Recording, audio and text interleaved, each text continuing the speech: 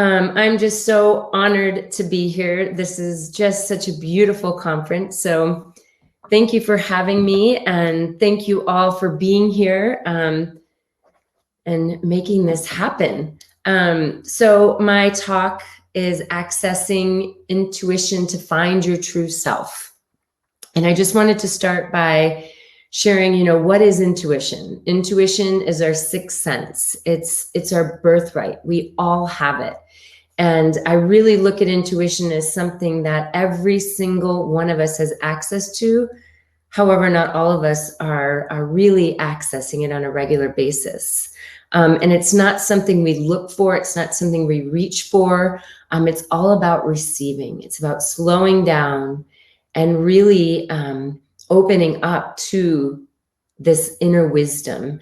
And this inner wisdom, this quiet voice that's always available to us, is sometimes blocked. And when we do open up to it, it's when we can really fully align with our higher self, our true self.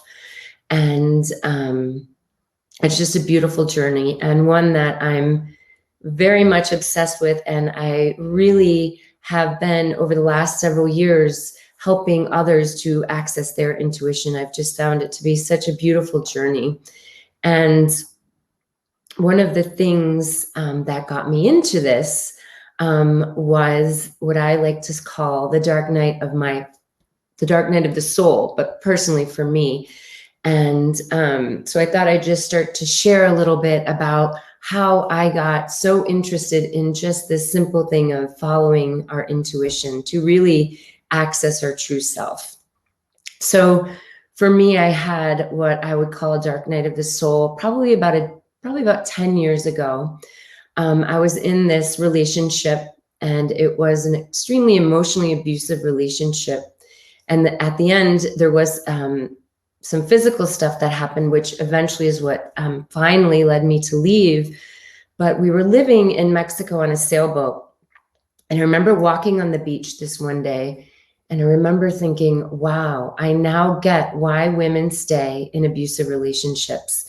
And it was one of those moments where, I couldn't believe I was actually saying that to myself and admitting that I was in one. But it gave me such clarity of understanding why this cycle is happening. And even when I acknowledged that, I could not get out of it. And so I remember a few days later being on social media and seeing someone do this thing called 365 days of handstands. Every day they were meant to do this handstand and post it to social media. And I was like, I'm going to do this. This was one tiny step towards taking care of myself. And so I did that. And it literally, that one tiny step of doing something for me, I think changed my whole life in that moment. It wasn't that quick. It was definitely a slow process. But I started doing this. And as I started doing this, I started to reinvigorate my path on the yoga path, because I was a yoga teacher at that time. And I ended up at a yoga festival. And I went to this yoga festival, and this teacher said this mantra, Sat Nam, truth is my identity. And I remember just bawling my eyes out and really thinking to myself, I'm not living my truth. I am not living my truth at all. I started to really realize I was living someone else's life. And so it really got me thinking about this relationship. Again, I did not leave. I kept staying in it. And so it took quite a little bit of time. And through that time, something that happened that I was so ashamed of for so many years was I started having an affair with this married man. And that was sort of my way out. And I didn't realize it. And so I started having this affair, and, then I could just kind of avoid the relationship. Anyway, cut to the next scene. That didn't end up truly working out, obviously. And I finally ended up leaving this man. And it was when he dragged me up the stairs. I had this wound on my leg, bleeding. And he just looked at me and he goes, oh, I bet you I'm going to hear about that in the future. Or and then he said something like, I'm going to have to pay for that one. And no sense of Oh my God, I'm so sorry. It was all about him. And I remember thinking after an hour of me just like shaking and sort of dealing with this trauma, oh my God, I can leave.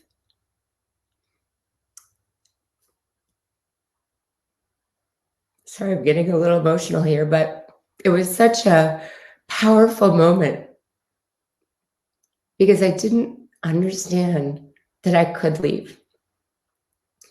And honestly, that's where the dark night of the soul ended up coming, because I left it finally. Not even in that moment, it still took me a few weeks, but I left, and it was a full year of, I would say, of deep, dark depression, because I came out of that relationship a shell of a human. I was nothing.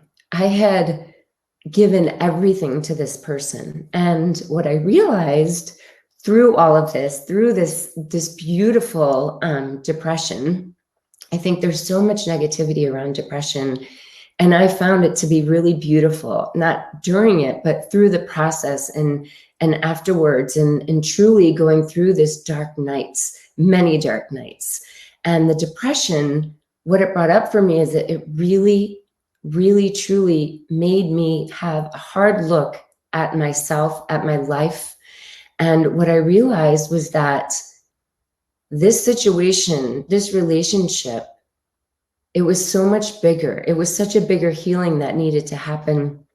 And, my first stage I went through was blaming him, of course, because he was the abuser. And I started researching, I started to learn what a narcissist was.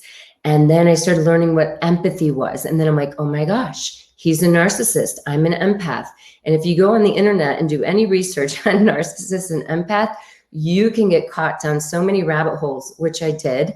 And really realizing, oh my gosh, I'm a victim here. I'm an empath, he's a narcissist. So I went down that whole rabbit hole.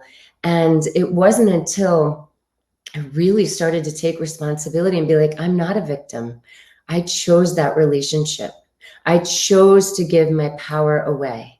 And it wasn't until I realized I'm no victim, that I can take responsibility and I have that power within me to shift, to put up my boundaries, to really align with my truth, that things started to shift. And what I also started to realize in the whole process was this was the story of my life. I kept attracting different narcissists in different forms. I came from a childhood that was an extremely emotionally abusive childhood and some physical abuse. So I didn't actually know any different. And so when I say the whole concept of I wasn't, really deciding I wasn't the victim, I chose this, it's also with compassion for myself of knowing I didn't actually know any different. I truly didn't know there was a different way to be treated. Everything that was happening was the only way I knew. His behavior towards me was how I was always treated. And so I didn't actually know any different. So it was really important that I did have that compassion for myself, but at the same time, empower myself and know I don't have to do this anymore. I can choose a different way. Yes, I'm empathic, but now I can have tools to create a different way of being, a different energetic way of being. And so this really created a space for me to look at my childhood, to really look at this whole concept of my childhood was traumatic. I was not in a safe environment emotionally and sometimes physically. And I never allowed myself to admit that before, because there was so much shame around if you say anything negative about how you were raised, right? I didn't want to offend my parents because they truly did the best they could. And there's no anger now towards them. At the time there was, but I had to admit it. And then what happened was I realized I had to go through other areas of my life, which led me down this path of choosing this kind of relationship, right? Of all the shame and guilt that I had held from this young girl, from this childhood, from this teen. As a teen, I, was sexually abused. I was raped. I was taken advantage of. I had zero self-confidence, right? So it was like this, I was this target for so much that happened. I was drinking so much. I spent ages 16 to 21 in rehab. I was kicked out of my house at a young age. I had to live with different families. So that created this flight or fight mode, this inner stressed out mode that I constantly carried up into my adult life. I never felt safe anywhere. But I didn't realize it because I had to be tough. I had to be tough as a child. I had to be tough as a teen. And so I kept that facade of being tough, of staying in this constant stressed out state. And through that, I kept myself very busy. And the biggest thing, I think, too, what happens when you're in that is you never feel like you're enough. I never felt like I was enough. So I ended up, whenever I worked, I'd work 60 to 70 hours a week. I overdid everything to try and compensate. Coming from a childhood where you felt like something was wrong with you, you didn't live at home, it just created this space of, I'm not as good as everyone else. Something is really wrong with me. And so I was always overcompensating. And so this whole dark night of the soul and coming out of the relationship, I had to take an honest look at all of that and really start to heal. And I ended up at this amazing, amazing school. And it's a school that I got a master's degree in medical intuition. And it was so fascinating to me to be in the school because before this, I was very linear. I have a degree in economics. I worked in the business world, and this whole side of intuition, this whole side of that whole woo-woo, what I used to call it, it wasn't something that resonated with me at all. I didn't understand it. I didn't comprehend it. And I shouldn't say it didn't resonate with me at all. What I should say more is that I didn't understand it. It did not come easily. So I went to this school, and it was probably one of the most transformative experiences, because what I learned was that I was never energetically in my body.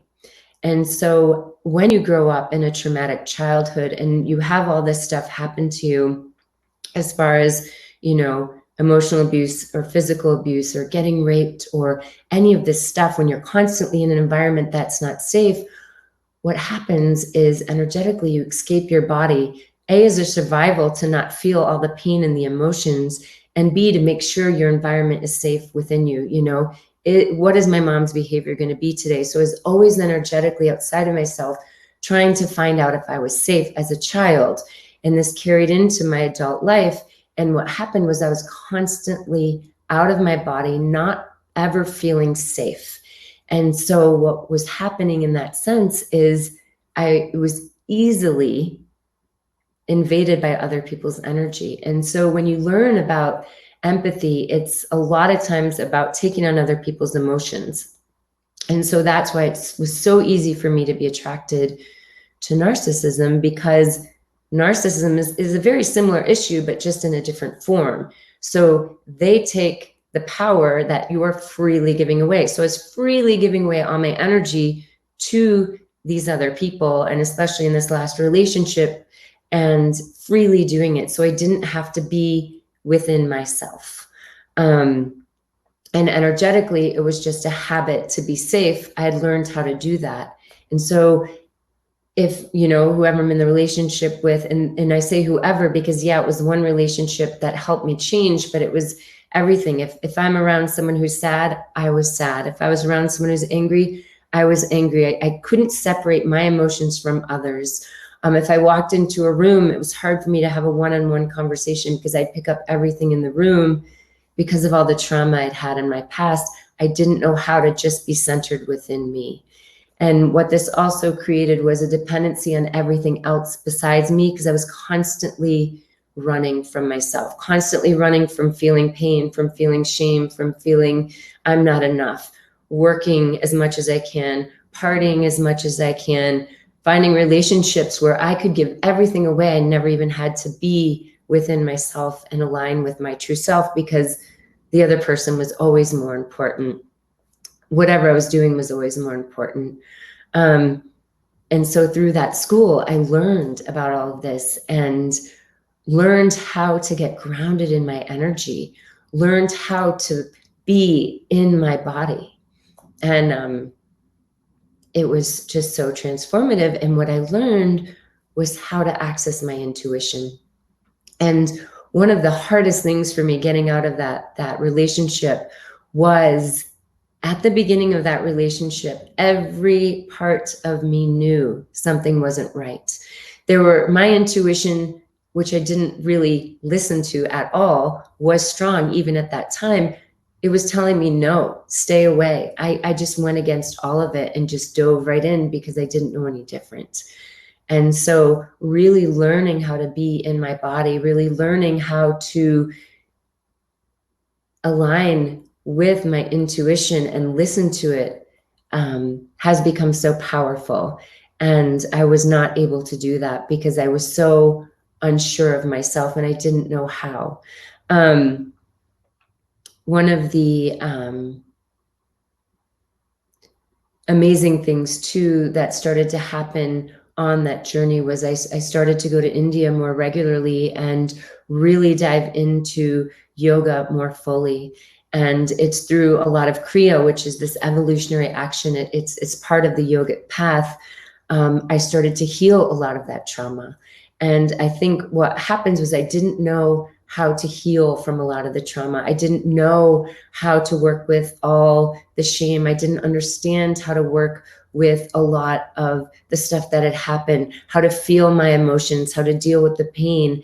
And so going to India and doing a training in Kundalini as Tapa Yogi Bhajan, and then I did another training, which I'm still in constant training of. I do Sattva Yoga, which is this Himalayan yogic tradition.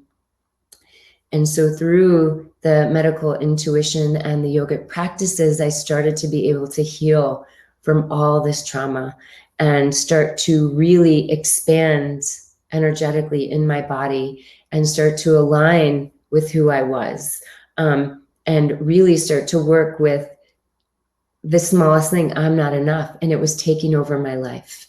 It was truly taking over my life. That's what I believed about myself. And that subconscious thought was what was guiding me in every way.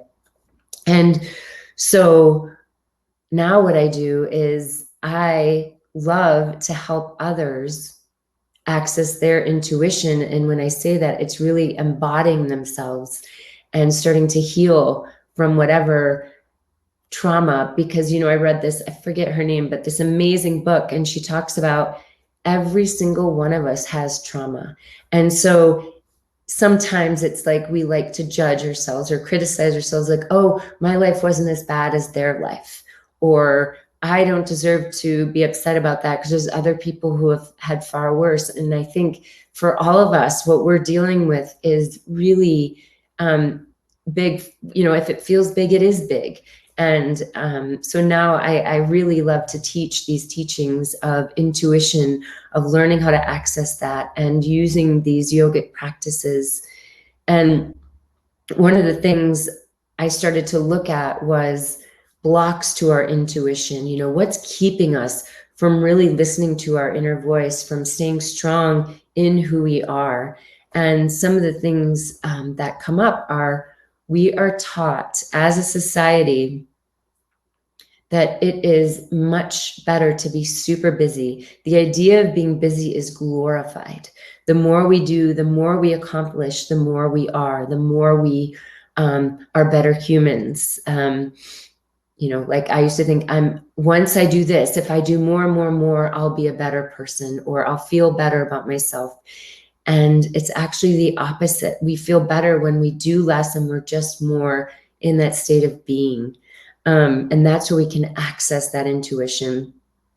Another block to our intuition is, like I was talking about, the empathy. If you're, had a lot of trauma and you're constantly in that state of flight or fight, you're picking up other people's emotions. Even if you are going to the grocery store, if you're constantly in that state of flight or fight, or you're constantly picking up other people's stuff, you're picking it up everywhere.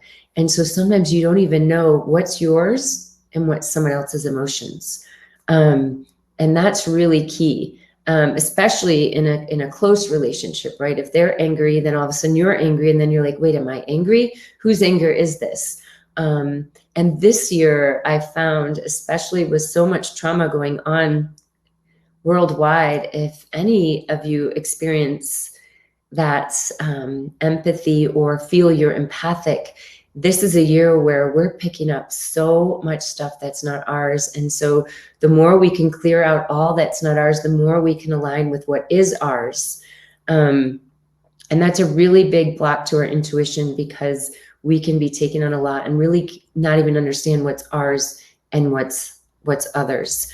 Another block to really being strong in our intuition is not being grounded. Like I said, being out of body.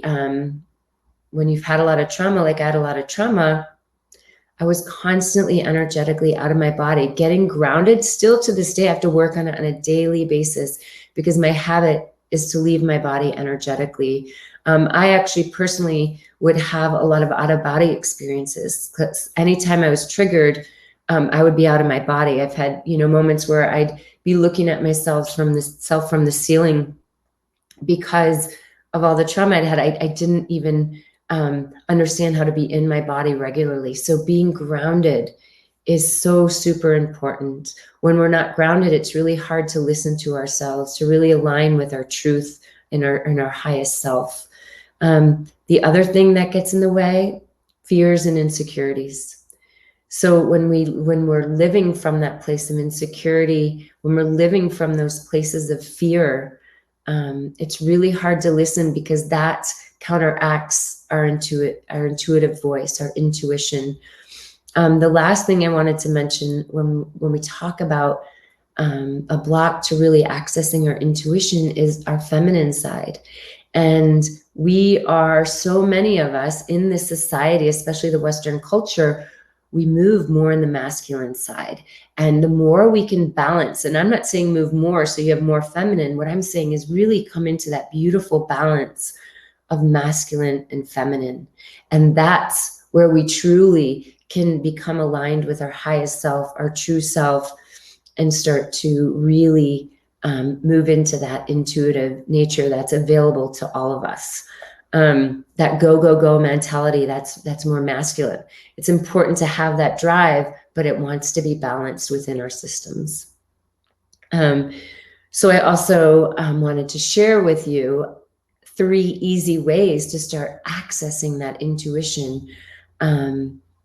And the first is, like I said, what I think is the most important, what I talked about with one of our blocks, is to get grounded. So go out in nature, take your shoes off, feel your feet on the earth, feel the pull of gravity on your body, shake your body, close your eyes, experience your feet connected to the earth, tune in and ask yourself, what is it that makes me feel grounded? And the more we do this, we actually even start to understand what's been happening in our lives, what trauma is holding us back, the experiences that we may have been blocking, they start to come up for us when we get more grounded also, so we can start to heal. The next easy step is to slow down, to create space in your day. We tend, many of us, I know I did, to have, if we're working meeting after meeting after meeting, if we have kids, if we have families, we book ourselves solid. It's sort of glorified, like I mentioned. So creating, even waking up 5 minutes early, creating 5 minutes in your day before your lunch break or after your lunch break or in the middle, just to sit and focus on your breath. Maybe it's 1 minute, but just slowing down a little bit, creating more space for you. And like I said, it can be 5 minutes, it can be 10 minutes. It doesn't need to be this whole big thing, but making it a daily practice. And the third thing that I like to mention is follow your intuition explicitly. So when I say that, what I mean is every little hit that starts to come to you. So if you're driving by the store and you're like, I should go in and get ice cream, you stop, you go in, you get ice cream. you're driving or you're sitting at home and you think of a friend, I should text them. You text them, you call them, and you start to just listen to these little messages. And then all of a sudden you start to realize they're all for a reason. And then you start to build trust with your intuition. And so those are 3 easy things to start you in this process of accessing your intuition, because it is I believe, one of the major keys to healing, one of the major keys to really aligning with our true self. So again, it's getting grounded, slowing down, and following your intuition explicitly. And I've been teaching a lot of online courses. I teach an Intuition 101 course where we go through the basics, and then that's followed by Intuition 2.0. I teach an online course called Journey Through the Chakras, the 7 energy centers along the spine, where we go through each one, which allows us to expand into our true self and access our intuition fully. I do also meditation series almost every other month. 21 days of meditation for $21, 21 minutes a day. And it's a great way to start to slow down, a guided practice with a beautiful Sangha community of people. And then I also do intuitive readings. And these readings, what I do is I just look at your energy. And from that, we see what blocks are there, how we can work together to create something to start to help you release the blocks. It's actually really you guiding it, but I'm just kind of a witness. And I'm offering for anyone who's listening to this, $50 off any intuitive reading.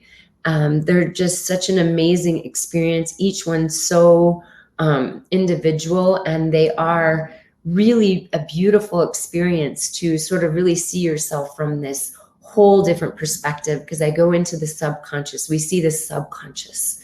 And a lot of times I'm communicating with your spirit guides. We all have spirit guides. And so your spirit guides are guiding me to really look at what wants to be healed in you.